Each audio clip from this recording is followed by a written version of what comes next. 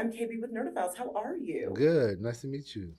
Nice to meet you as well. So my first question is, what was your process for building trust and communication with Luca on this film to bring such dynamic cinematography to the forefront? I feel part of that is chemistry.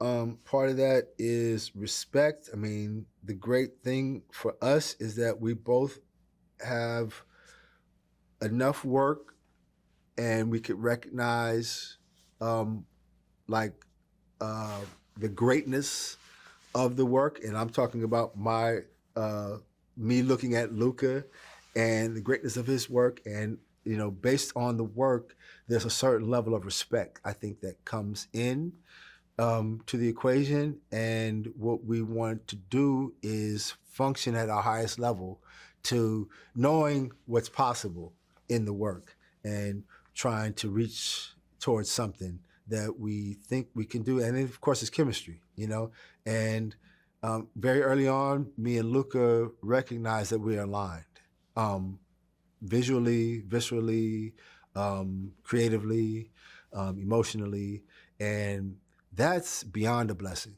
I don't think you always get there, and you always meet those people. And when you do, I'm just thankful, and I definitely just wanted to honor that and work as hard as we could and push ourselves, push myself to reach towards something that we set as a goal.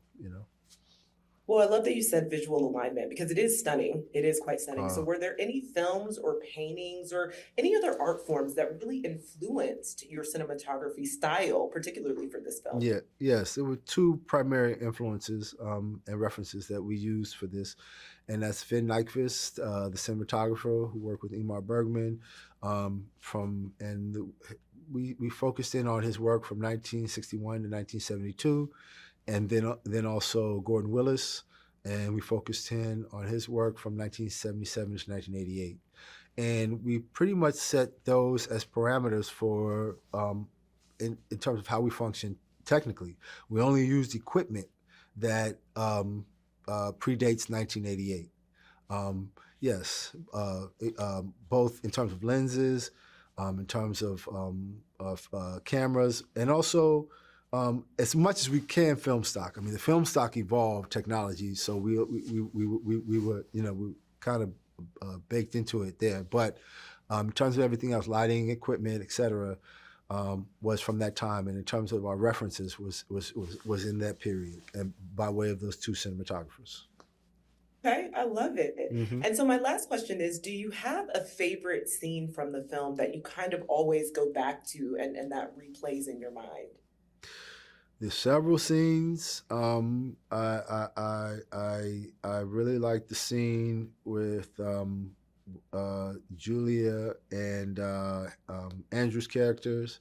The last scene that they spend together in the loft. I know it's a rough scene, but in terms of that scene, the scene with Julia and Michael in the hospital room towards the end of the film, and then also when Julia and Michael are in his office, and she's asking him about has he ever had an issue with a patient, what the client, yeah, the patient. So yeah, so those are kind of some intimate moments that I feel that we kind of got right emotionally, visually and emotionally.